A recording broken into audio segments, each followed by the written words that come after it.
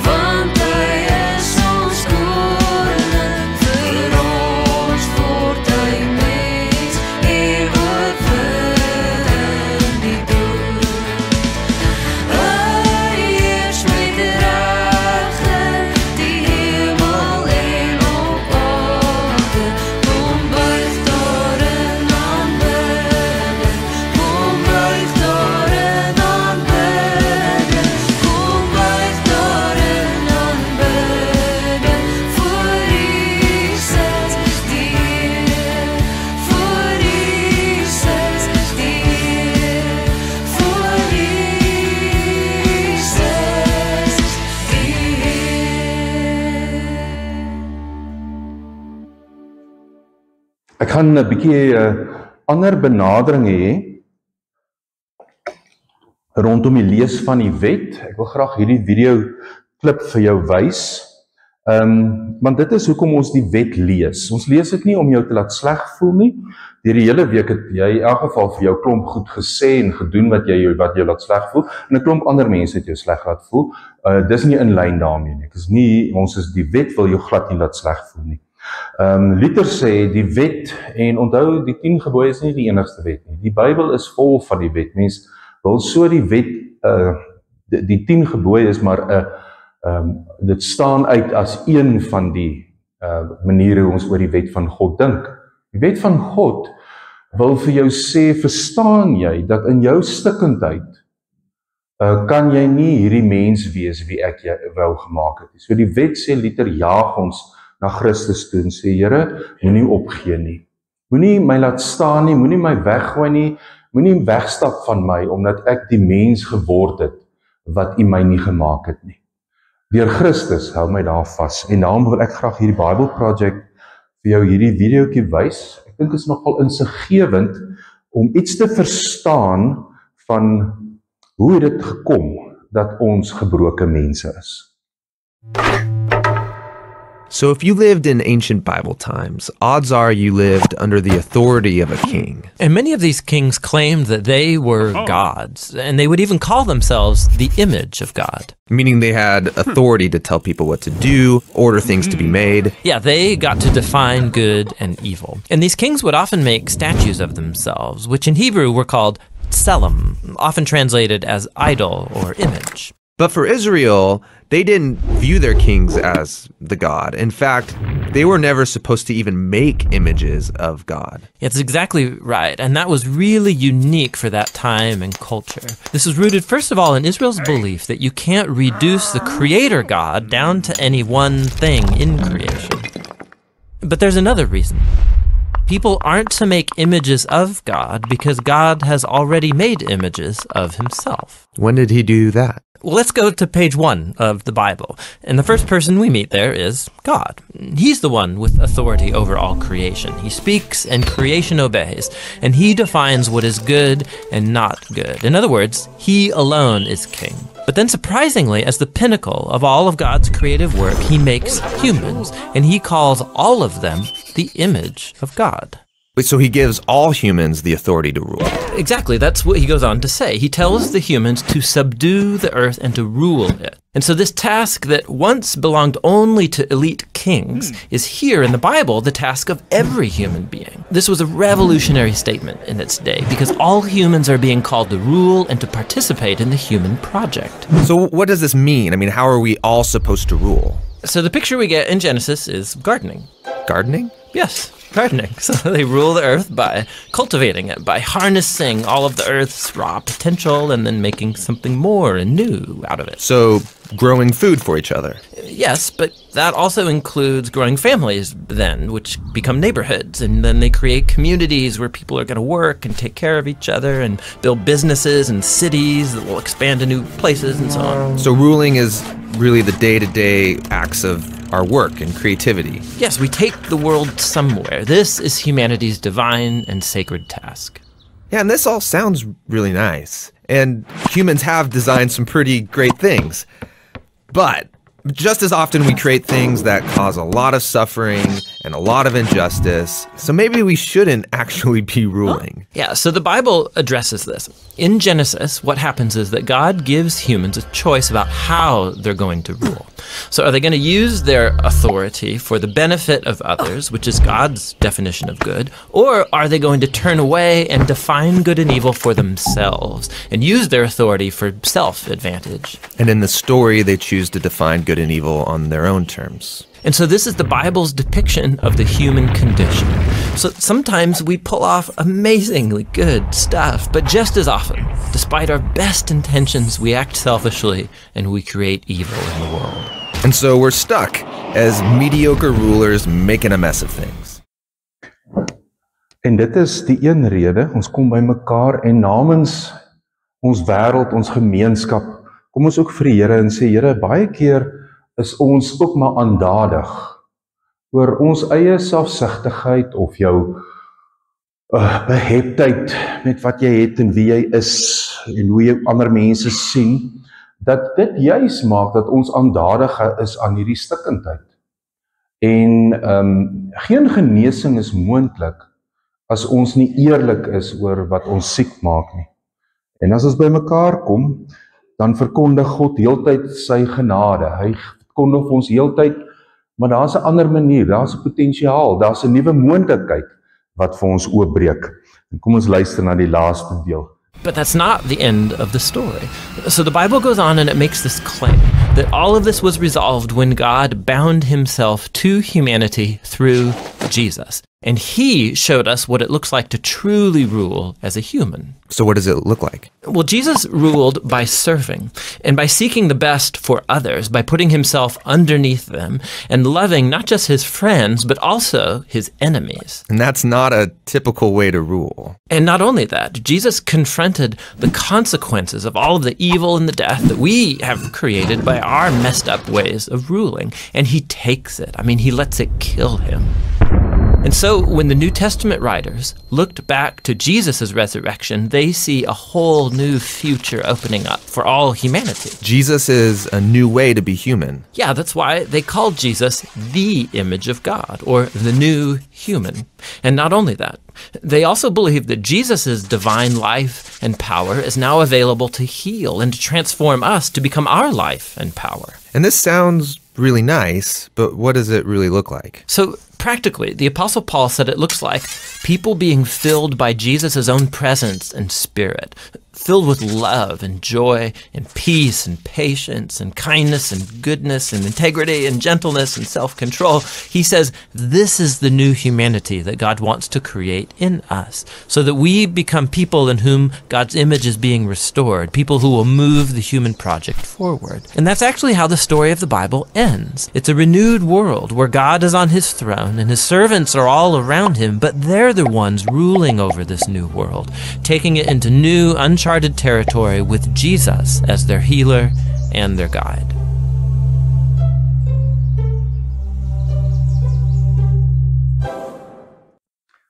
Ek sal die link na die Bible Project ook op die Facebookblad laai. Ons laai die preek op die YouTube en dan sit ons die link net op die Facebook. So jy sal of by Biekersberg NG, YouTube, sal jy die preek kan kry en 'n link as jy bietjie in Bible Project wil rondblaai. Ek dink dis een van die kragtigste online materiaal wat beskikbaar is.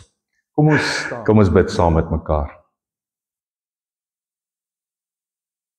Liefdevolle Vader, in die grootheid los U ons nie, laat ons nie maar net begaan nie.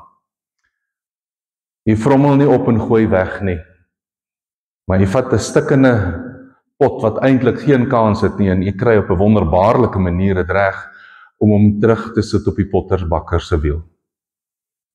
Dankie vir die wonderwerk wat U in ons heeltyd mee werk. Dankie Here dat U vir Jesus as ons koning kom aanstel. Jesus, dankie vir U koningskap, wat ons kom verlos, wat vir ons kom wys, waarna toe ons op pad is, as ons God aan 'n kruis loop vas, spyker en laat sterf, dat dit die uiteinde is van ons donker lewe. Maar dankie Here dat U ook U krag en U gees vir ons beskikbaar stel, sodat ons U deur in ons en deur ons kan werk, om weer lewe te herstel, om ons te herstel, en daarom ook dit wat rondom ons is heel te maak. Mag ons ook dan in vanoggend in U stil word en U erken as ons koning. Mag ons ook daarin U stem, Heilige Gees, hoor, sodat ons bewus kan wees waar U besig is om ons wapens en ons swaarde en ons spiese waarmee ons leef en mekaar wil uitwis, dat U dit kom verander in werksinstrumente wat U koninkryk laat kom, dat ons hart vanoggend sag mag wees om dit by U te ontvang. Ons bid dit in U naam alleen. Amen. Dis 'n eienaardige teks om die einde van die kerkjaar af te sluit, en dis die teks wat gaan, soos wat Lukas dit beskryf, as Jesus gekruisig word. En die 33 jaar van Jesus loop af op hierdie hoogtepunt. En jy moet weet, dit lyk alles behalwe na 'n hoogtepunt toe. Want Jesus beland aan die buitekante van die samelewing. Daar waar dit die donkerste is. Daar waar dit verwoestend is. Tussen die ashope. Tussen die lyke. Daar waar teregstelling is, mense skree van pyn.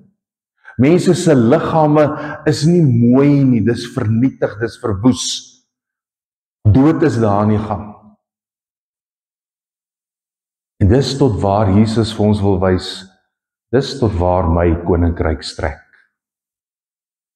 Daar waar dit selfs donker is, daar waar mense nie uit eie keuse gaan nie. Daar begin ek my koninkryk bou. En toe hulle by die plek kom wat Kopbeen genoem word, het hulle hom daar gekruisig. En dis ook die plek, né? Sy soek misdadigers, een aan sy regterhand, een aan sy linkerhand. Verfoeilikes, mense wat ons eerder dood wens, daar kruisig hulle hom. En let op, hoe min Jesus praat, maar as hy praat, wat sê hy? Vader, vergeef hulle, want hulle weet nie wat hulle doen nie. En nou begin dit, hoe die mense reageer op hierdie koning. Die soldate het sy boklere verdeel deur daaroor te loot. Die volk, die ouens wat maandag, Paasoggend vir hom Paasondag vir hom gesê het, koning, ons wil jou as ons koning hê, hulle het gestaan en toe kyk. Die volkleiers, hulle wat hierdie hele ding beplan, hierdie bedrog, hulle het aangehou om smalend te sê, okay, ander het hy gered. Laat hom dan maar self red, as hy die Christus van God, die uitverkorene is. Ook die soldate, hulle het gestaan en spot met hom, terwyl hulle nader staan en vir hom suur wyn aanbied met die woorde en sê, as jy die koning van die Jode is, kom, red jouself. Geen koning hang so aan 'n kruis mos nie. Wat het die politiek van daai tyd gesê? Bokant was hom geskryf, dit was in Hebreëus, en dit was in Latyns, en dit was in Grieks. Hy is die koning van die Jode. Jesus, die koning van die Jode. Een van die misdadigers wat daar gehang het, een van die skurke, het hom aanhoudend gelaster en gesê, ja, jy is mos Christus, of hoe? Kom aan, red jouself, en dan red jouself vir ons ook. En die ander een het hom bestraf en gesê, kan jy nie sien wat hier aangaan nie? Het jy nie ontzag vir God wat hy besig is om te doen nie? Jy ondergaan per slot van rekening dieselfde straf. In ons geval is dit nog regverdig. Ons word tereggestel vir wat ons gedoen het. Maar hier hang 'n man wat niks verkeerds gedoen het nie. En dan draai hy na Jesus toe en hy sê, Jesus, dink aan my wanneer u in u koninkryk kom. En dan wanneer Jesus weer praat, hoor sy woorde, Amen. Ek sê vir jou, vandag sal jy saam met my in die paradys wees. Die godsdienstige leiers, smalend het hulle te sê, ander het jy gered, kom aan, laat jy jouself red as jy dan nou die Christus van God is, die uitverkorene. Kom Jesus, as jy wil koning wees, kom aan, ondersteun dit wat ek wil graag glo in die lewe. Ondersteun dit wat vir my belangrik is. Moenie kom vra om ek moet dit verander nie. Kom ondersteun my ideologie, my kultuur, my taal, my geliefde goedjies. Jesus kom dien my agenda. En ons help hier nou, Here. Ek meen, ons is goeie godsdienstige leiers, ons het posisie hierso, ons kyk dat die kerk aangaan. U moet daarom ons agenda kom ondersteun. U moet dit nie kom omkeer vir ons nie. Moet nou hierso kom goed krap wat lekker rustig was nie. Here, Jesus, as u ons koning wil wees, kom net in pas met ons lewe. Ons is sulke goeie mense. Kom net in pas met my lewe. Nie my uitdaag om te verander nie. Kan jy sien hoekom dit moeilik is vir die godsdienstige leiers om Jesus nie as die koning raak te sien nie? Sien jy die leiers waarmee hulle dit vir hulle onmoontlik maak om Jesus te sien? Want my agenda My manier van doen, my manier van dink. Here, U kan ons nou nie met ons 'n probleem hê nie. Ons is eintlik meer die slagoffers van die lewe. Jesus, as ek kom om jou koning te wees, kom daag ek jou uit, kom keer ek jou lewe om, kom verander ek jou. Skare staan daar, staan en toe kyk. Skielik kan dit nie meer hulle koning daai wees nie. Jy sien, want hierdie koning pas nie lekker in nie. En daarom kies ek eerder maar om 'n toeskouer te wees. Ek wil net kyk wat hier aangaan. Maar ek wil onaktief bly. Ek wil nie deelneem nie. Ek wil eintlik bietjie vermaak word. Miskien gaan hierdie koning nou 'n triek of 2 doen hier op die kruis, né? Dit sal hom lekker wees om vir so 'n persoon te stem. Dit sal fantasties wees om leiers te hê wat sorg dat ons politiek net beter is en baie meer aan ons guns is. Ons sal almal wees oor 'n finansiële wêreld, 'n land waarin ons geld daarin iets werk. Jesus, jy lyk nie asof jy my eintlik my bankrekening vir my wil verbeter nie. Inteendeel, lyk vir my jy kom daag selfs my manier hoe ek met my geld werk, kom daag jy vir my. So kom ek bly maar eerder op 'n afstand. Apaties, 'n toeskouer. Jesus soek nie toeskouers nie. Hy soek nie mense wat bywoon nie. Jesus sê, as ek jou koning is, dan is jy 'n volgeling van my. Dan is jy 'n disipel van my. Dan bepaal ek jou agenda, nie jy myne nie. Die soldate, baie keer het ons 'n soldaat in ons. Ons is eintlik besig om die buit te verdeel. Dis wat hulle besig is om te doen. Soldate is betaal dat wanneer hulle die vyande oorslaan het, dan kan hulle gaan en hulle kan soveel vat vir hulle, en dit was hulle betaling. En hier sê die soldaat en sê, jene, die vraag is, wat is oor van hierdie ou? Is dan 'n boekleed wat daarom nie nate in het nie. Maar kom ons verdeel die byt. En ons kan dit nie skeer nie, maar ons gaan dit nou onder mekaar verdeel. Baie keer is ons op soek na 'n Jesus wat eintlik ons superhero moet wees. Ons wil eintlik iets wen uit hierdie Here uit. Here, ek kom dan nou gereeld kerk toe, ek gee na my tiendes, ek probeer my Bybel lees, maar dit klop nie lekker met wat by my besigheid aangaan nie. Al hierdie goed wat ek nou doen, is daar nou, kan ek nou nie net 'n teenprestasie van u kant kry nie. Is daar nou nie net 'n transaksie daarom, ek wat u liefhet en u wat daarom nou na my kyk nie. Here, hoekom gebeur hierdie goed met my? Sien, want ek het eintlik beskou ek Jesus as buit. Ek is eintlik besig met my geloof en ek sal hom as koning aanbid solank ek iets uit die deal kan kry. Kom aan, jy's 'n koning. Ruk die goed reg. Kry die goed reg. Daai vyande van my. Sit hulle bietjie op hulle plek, man. Here, wanneer gaan u hierdie onreg in hierdie wêreld en in ons land kom stop sit? 'n Koning gryp ons in. Hy maak ons goed reg. En baie keer as jy met jou eerlik is, en as ek met my eerlik is, dan wil ek die ingrype van God hê, sodat ek tog net kan voordeel kan trek, dat my lewe tog net 'n bietjie meer rustiger kan wees, dat ek tog net 'n bietjie meer gemak het. Het jy gehoor? Ek soek nie 'n koning wat ek aanbid vir wie koning is nie, en die koning vir wie hy is nie. Ek soek 'n koning by wie ek ook kan baat vind. En dan sê die ou misdadig hierdie langs, en dan sê hy, as jy nou die Christus is, dan is dit nou die tyd om nou te wys wie jy is. Kom aan, wys ons die krag. En as jy jou gered het, met jou engeleskaar, kom haal my ook sommer af, dan kan ek ook met my lewe aangaan.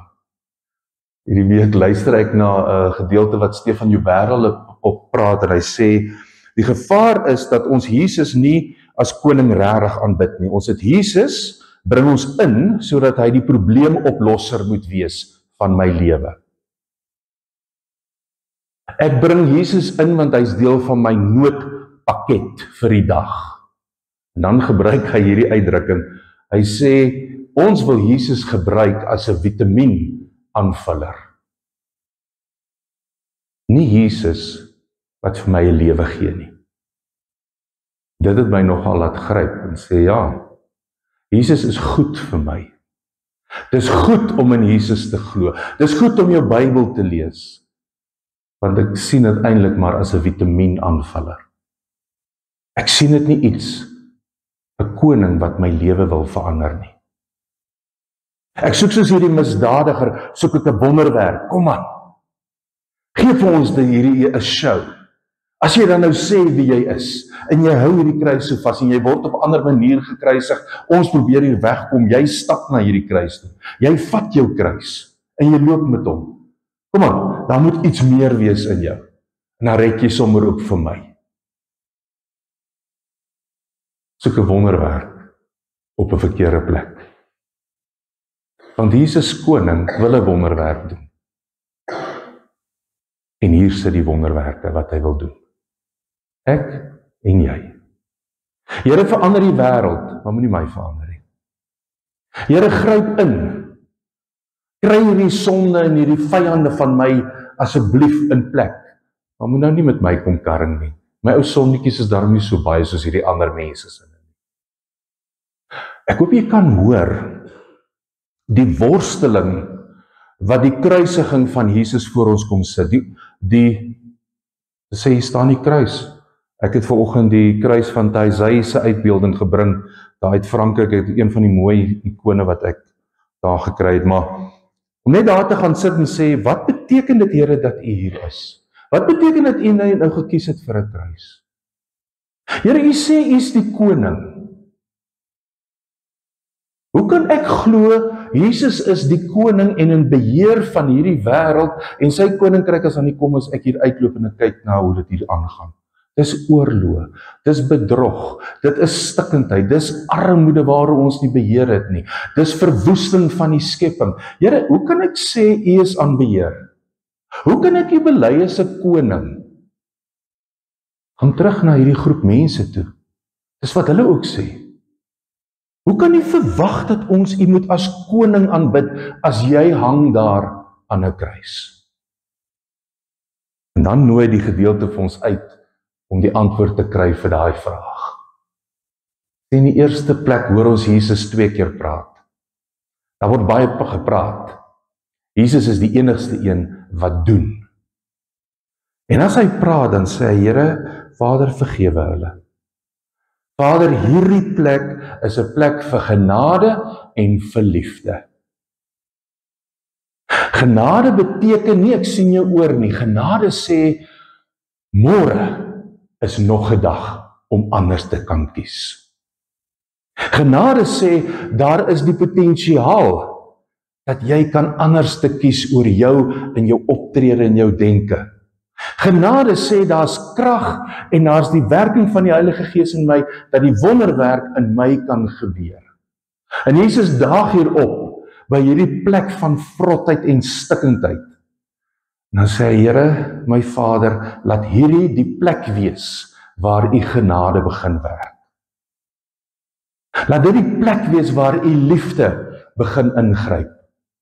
Gee hierdie stikkende mense nog 'n môre, waar hulle heel moontlik kan anders te kies. Vader, moenie opgee met hierdie mense, maar gee hulle nog 'n kans, dat hulle kan ontdek, hulle is besig om hulle lewe te verwoes. Here, laat daar nog 'n dag in hierdie mense se lewe aanbreek, om te ontdek die lewe wat U hulle eintlik bestem het. Dis die kruis, dis die Jesus wat ons aan hierdie kruis sien. 'n Jesus wat sê, ek hang hier, sodat jy kan snap, waarmee werk God in hierdie lewe. Here, ek bid teen hierdie regering. Here, U ken my vyande. Wie wat sê Jesus se kruis vir jou? Jou vyande is my kinders. En net soos ek met jou stadig werk, tree vir tree, wat my kind is, gee my dan ook die geleentheid, dat ek met daardie kind, wie jou vyand is, ook tree vir tree kan werk. En daarom gaan ek hom nie uitwis nie. Daarom gaan ek nie plat vee nie. Daarom gaan ek vir hom sê, ek gaan jou nog môre ook 'n môre gee, sodat jy anders te kan kies. Ons wil nie 'n Jesus aan 'n kruis hê nie. Ons wil 'n Jesus hê wat aan my kant is. En ek weet nie eers self hoe sleg en hoe onvolmaak my kant is. Asof my kant is die manier hoe Jesus wil hê. Die tweede plek sien ons Jesus wat kom en hulle sê vir hom, wat gaan nie aan? Jy dan nou die Christus is. Jy dan nou ons verlosser is. Kom aan, red jouself. Jesus, nee. Ek is hier om God se wil te doen. Ek het 'n roeping op my lewe. Heel moontlik gaan ek nie baie likes kry na hierdie kruisiging nie. Heel moontlik gaan julle 'n klomp van julle my unfollow. Want dis nie die koning wat julle wil hê nie. Jesus sê ek het nie gekom om my te red nie. Ek het nie gekom om 'n show vir julle te gee oor my mag nie. Maar ek gebruik my gesag en ek gebruik my mag om hier te sterf aan hierdie kruis vir julle. Dis my roeping. Hoekom wil jy jou laat so ry? Wat doen 'n koning hier? 'n Koning moet mos mag hê. 'n Koning moet mos soldate hê. Waar is hulle? Dat jy kom afhaal. Weet jy, hierdie ongerief is ter wille van jou. Ek dien jou. Hierdie is ter wille van jou verlossing. Ek gaan nie kerk toe vir my gerief nie. Ek sit nie in die groep van gemeenskap van gelowiges omdat die songs lekker is, of omdat die preek lewendig is, of omdat die mense rondom my nice vriende is nie. Ek sit hier, want dit is my roeping. Ons leef in 'n wêreld waar mense immediate gratification soek vir hulle voorkeur. Jy stap in die winkel en daar's 30 keuses wat jy kan maak van watter tandepasta wil jy hê.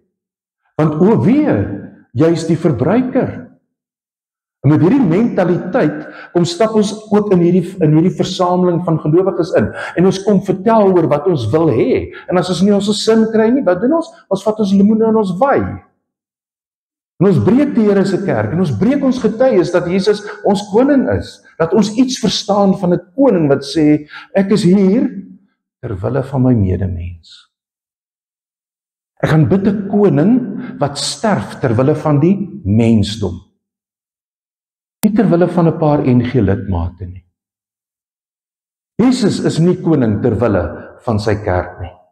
Jesus is koning sodat sy kerk kan leef ter wille van sy ander kinders. En dan in die laaste plek sien ons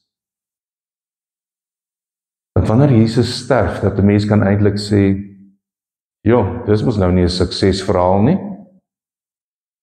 Vir 3 jaar lank vertel jy vir ons van die koninkryk van God, jy kry hierdie volgelinge, en hier op die kantlyn van die dag kom sterf jy. En dan kom Jesus en hy sê, ek is koning, want ek weet in wie se hande ek is. God is nog nie klaar nie.